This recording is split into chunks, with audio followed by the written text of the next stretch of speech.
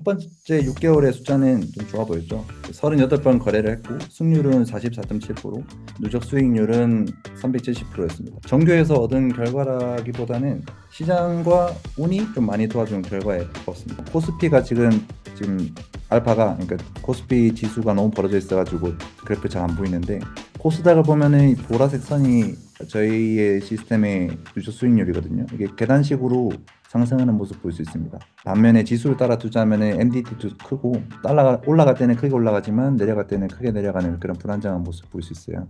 이 그래프는 제 투자 경험을 설명하려고 표시해둔 개인 기록입니다.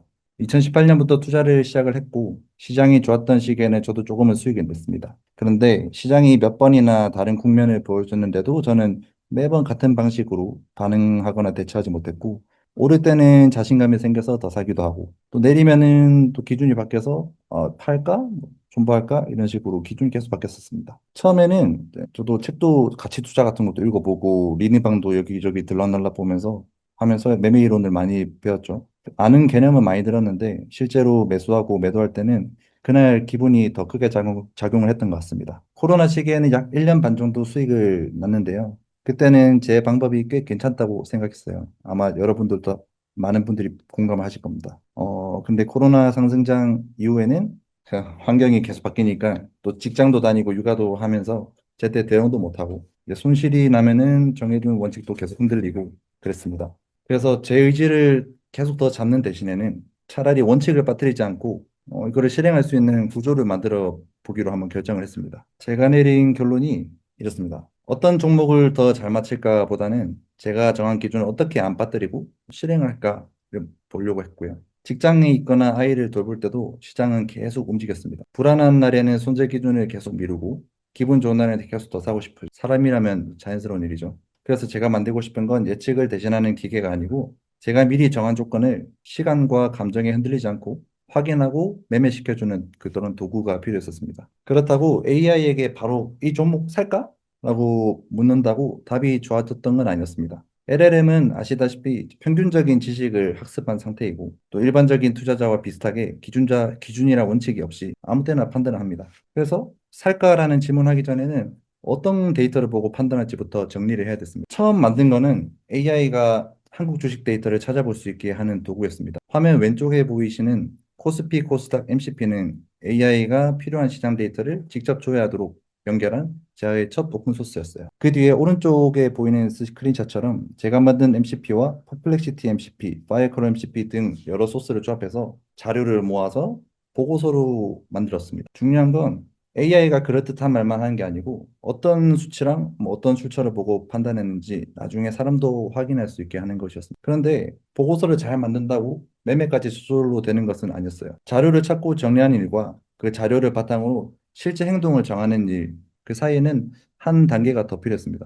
회사에서도 자료를 준비하는 팀과 최종 결정을 내리는 사람이 역할이 맡은 게 다르죠. 자동 매매도 똑같습니다. 가격이나 재무나 뉴스를 모으는 일, 또 그 의미를 분석하는 일, 그 다음에 지금 매수할지 판단하는 일을 완전하게 구분을 해야 됐죠. 한 AI에게 이 과정을 전부 맡기면 이제 결과가 이상해도 어디서 잘못된지 찾기도 어렵고 또 망각을 하기 십상입니다. 그래서 각 단계의 결과를 따로 확인할 수 있는 매매 흐름을 설계했고 25년 3월부터 첫 번째 버전을 실제로 돌리기 시작했습니다. 이렇게 시작한 것이 프리즘 인사이트 시즌 1입니다. 당시에는 AI가 매수 종목을 고르고 매도는 손절과 목표가 뭐 그런 숫자 같은 단순 규칙으로 처리를 했습니다. 첫 번째 6개월의 숫자는 좀 좋아 보였죠. 38번 거래를 했고 승률은 44.7%, 누적 수익률은 370%였습니다. 하지만 숫자만 보고 뭐 시스템이 완성됐다고 생각할 수는 없었습니다. 그 당시 대세 상승을 시작한 몇 종목을 단순한 매도 규칙이 이제 오랫동안 보유를 해가지고 수익을 많이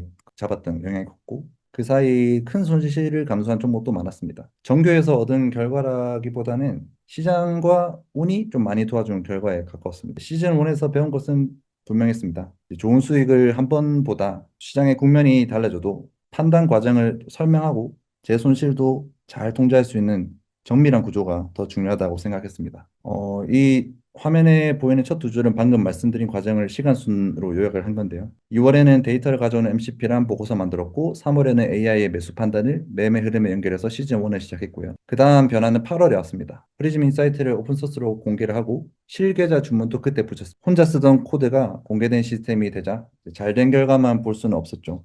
오류가 난 지점이랑 판단이 어긋난 지점, 또 아니면 또 예상과 다르게 체결이 된 과정까지 모두 기록하고 설명을 해야 됐습니다. 10월에는 시즌2를 시작했습니다. 매수뿐 아니고 매도도 전부 다 AI 흐름으로 넓혔고 한국과 미국 시장을 나눠서 운영을 했습니다. 시뮬레이션과 실계자를 함께 보면서 체결의 차이와 슬리피지도 슬슬 추적을 하기 시작했습니다. 이때부터 프리즘은 성적이 좋았던 첫 버전을 보존하는 그런 시스템이 아니고 운영에서 드러난 문제를 계속 드러내고 계속 고치는 시스템으로 변모를 했습니다. 2026년에는 특히 운영에서 많이 다쳤던 게 많았고 그것도 많이 고쳤습니다. 예를 들어서 손실을 너무 경계하는 프롬프트를 넣었더니 강세장에서도 AI가 사질 않고 계속 관망하는 문제가 생겼습니다. 짧게 들고 손절하는 거래가 반복되면 또 시장 탓만 하지는 또 않았죠. 이 장중 흔들림에 내가 너무 빨리 팔았는지, 이제 과열된 곳을 따라 들어갔는지, 매도 규칙을 정말 맞게 들어갔는지 등 여러 측면을 많이 보려고 노력했습니다. 그리고 급락장에서는 시장을 잘못했고 손절한 종목을 다시 사는 문제도 많았습니다. 그때마다 프롬프트만 손보지 않고 한 10분마다 계속 점검하고 또 재진입을 차단하기도 하고 중복 주문도 방지하는 등 여러 가지 방어 코드를 추가를 했습니다. 저는 완성된 시스템을 아직 만들었다고 생각하지 않고요. 이상한 점이 하나 보이면 왜 그랬는지 확인하고 다음번에는 좀 덜 반복되게 계속 고쳐오고 있는 그 과정에 있습니다. 이제부터는 제가 그 과정을 평소에 어떻게 이제 경험하는지 한번 보여드리겠습니다. 저는 아침 출근길에 간밤에 미국 시장 매매 결과를 보고 저녁 퇴근할 때는 그날 한국 시장 매매를 확인합니다. 결과가 이상하거나 판단이 어색하거나 그런 메시지가 보이면 지하철에서 바로 텔레그램을 열어서 AI랑 대화를 합니다. 텔레그램에서는 콕각 DIR이라는 이제 오픈 소스를 이용해서 집에 있는 맥민이랑 이제 클로드랑 코덱스와 이제 대화를 하는 거죠. 맥미니에 설치된 걸. 저는 휴대전화로 이제 현재 상황을 설명하고 필요한 로그랑 DB 위치를 서버에 어디 있는지 알려줍니다. 그럼 AI가 집에 맥미니에서 이제 운영 서버에 붙어가지고 실제 코드랑 기록을 확인하고 원인을 찾거나 필요한 수정 작업을 이어갑니다. 생각해보면 제 시스템 유지 보수의 95%는 휴대전화로 하는 것 같습니다. 자리에 앉아서 긴 시간을 내기보다는 출퇴근길에 문제를 발견하고 AI랑 대화하면서 조금씩 고쳐나가는 방식입니다. 네. 여기서도 처음부터 코드를 고치지 않고요. 만약 먼저 밤사이 결과나 당일 판단에 이상한 부분을 눈으로 찾고, 그 다음 AI에게 운영 DB랑 로그가 어디인지 알려주고, 실제 로그부터 읽게 합니다. 기록이라고 하죠. 어느 단계에서 판단이 어긋났는지도 구조를 찾고, 실패 조건과 안전장치를 AI랑 대화하면서 같이 정합니다. AI를 쓴다고 해서 제가 꼭 알아서 고쳐줘? 이렇게 던지는 방식은 아니고요. 사람은 문제와 기준을 분명히 던져주고 AI는 그 범위 안에서 코드랑 로그를 빠르게 찾아보고 고치는 역할을 합니다. 이상한 점이나 뭐 아이디어가 떠오를 때는 짧게 GitHub의 이슈라는 기능이 있는데 거기에 남깁니다. 그렇게 하지 않으면 출퇴근길에 발견한 문제가 집에 도착할 때쯤에는 또 까먹어서 대처를 못하게 됩니다. 나중에 시간 내서 하나를 고르면 이제 원인과 대안을 따져보고 필요한 부분만 짧게 고칩니다. 테스트하고 배포한 뒤에는 같은 문제가 정말 사라졌는지 로그랑 DB로 다시 검증을 합니다. 이 마지막 확인이 빠지면은 수정은 했는데 해결됐는지도 모르는 상태가 돼서 계속 악순환이 반복이 되기 때문에 저는 이 검증까지 하는 한 묶음이 유지 보수의 기본이라고 생각하고 임하고 있습니다. 처음에는 하루에 두세 번 배치를 돌린 것으로 충분하다고 생각했습니다. 두세 번이라고 하면 뭐 아침에 9시 반에 한 번, 오후에 장 마감 전에 한 번, 이렇게 두 번을 돌렸었는데요. 근데 배치 한 번, 오전과 오후 사이에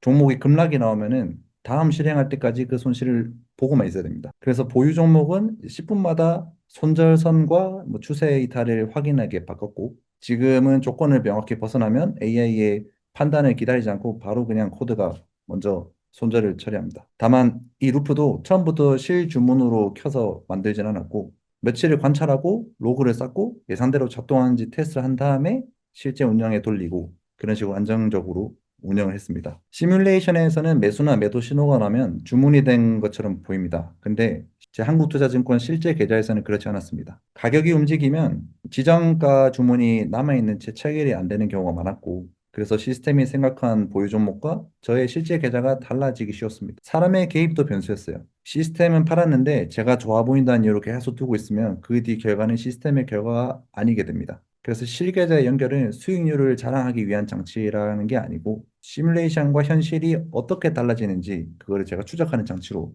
보고 있습니다. 문제가 생긴 뒤에 왜 그랬지? 라고만 물으면 사람 기억은 금방 틀어지고 까먹습니다. AI도 마찬가지입니다. 그날 무슨 판단을 했고 뭐 어떤 주문을 냈고 실제로 어떻게 체결됐는지는 반드시 기록에 남아 있어야 됩니다. 이제부터는 그 기록을 왜 남기는지 실제로 어떤 식으로 있는지 한번 보겠습니다. 로그는 시스템의 기억입니다. 그래서 프리즘은 판단이나 주문이나 체결뿐만 아니고 중복 주문이나 재진입을 왜 막았는가 그런 사소한 것까지 다 기록합니다. 시스템이 한 일을 나중에 설명할 수 있어야 다음 수정도 제대로 할 수 있기 때문이죠. 예를 들어서 매수할 때는 매수할 때 점수랑 당시 시장 분위기를 함께 남기거든요. 이어서 몇 주를 얼마에 주문했는지, 실제로는 얼마에 체결했는지도 기록을 합니다. 주문을 보내지 않았다면 이제 왜 주문 안 했는가? 그래야 나중에 손실이나 미체결 문제가 생겼을 때 이제 사람이 왜 샀고 어떤 주문을 냈으며 실제로 어떻게 처리됐는지를 제 눈으로 확인할 수 있게 되죠. 그러니까 AI도 로그를 보고 확인하고 저도 눈으로 제 매매가 어떻게 돌아가고 있는지 확인하기 위해서 모든 것을 기록을 해야 된다는 겁니다.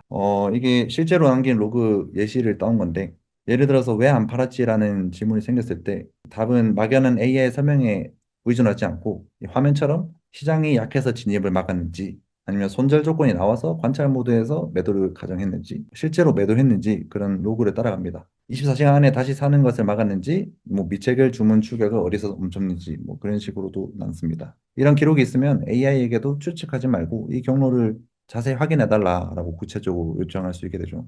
이 화면은 이제 사람도 운영 결과를 한눈에 확인하려고 만든 아까 보여드린 그 대시보드입니다. 한국과 미국 결과를 따로 보고 시장보다 나았는지 손실폭이 어느 정도인지 같이 볼 수 있죠. 여기 숫자는 시뮬레이션 누적 실현 결과입니다. 실계좌 성과와 합산한 숫자도 아니고 미래 수익을 보장하는 숫자는 더더욱 아닙니다. 제가 이 화면을 보여드린 이유는 좋은 숫자 하나를 보여드리는 게 아니고 시스템 결과를 숨기지 않고 사람이 계속 점검할 수 있는 형태로 남긴다는 점을 말씀드리고 싶었습니다. 오른쪽에 24.86% 보이십니까? 이게 2025년 10월부터 26년 7월까지 과거 제 실계좌 기록입니다. 실계좌를 연결하면서 제가 계속 확인하는 것은 수익률만이 아닙니다. 실제 체결 가격이 얼마나 달랐는가, 주문이 남지 않았는가, 시뮬레이션에 제가 놓친 점이 없었는지 추적을 해서 보는 겁니다. 현실 시스템과 맞닿을수록 제 자동 매매 시스템은 더 조심스럽게 만들어야 한다는 것을 점점 배우고 있습니다. 그래서 이 강의를 엽니다. 이 과정을 보면서 그럼 저도 완성된 자동 매매 시스템을 바로 받아갈 수 있나요?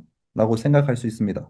물론 프리즘 인사이트는 오픈 소스니까 마음껏 받아가시고 로컬에 컴퓨터 설치하셔가지고 실험을 해보셔도 됩니다. 하지만 이번 강의가 드리려는 것은 완성된 비법이 아니고요. 각자가 평소에 생각한 매매 원칙을 말로 한번 적어보고 AI랑 같이 대화하면서 그 중에 한 부분을 코드로 한번 옮겨보고 결과를 또 확인을 또 하는 그런 첫 경험을 우리 같이 함께 만들려고 하는 수업입니다. AI는 DB와 로그를 읽어서 문제가 생긴 지점을 좁히고 관련 코드를 찾아서 수정한 뒤에 테스트까지 다 할 수 있습니다. 최근에는 모델이 빠르게 좋아지면서 이런 작업도 훨씬 안정적으로 맡길 수 있게 됐습니다. 그렇다고 투자 기준까지 AI에게 맡길 수는 없습니다. AI는 코드를 고칠 수는 있지만 제가 어느 정도의 손실을 감당할 수 있는지까지는 알지 못하죠.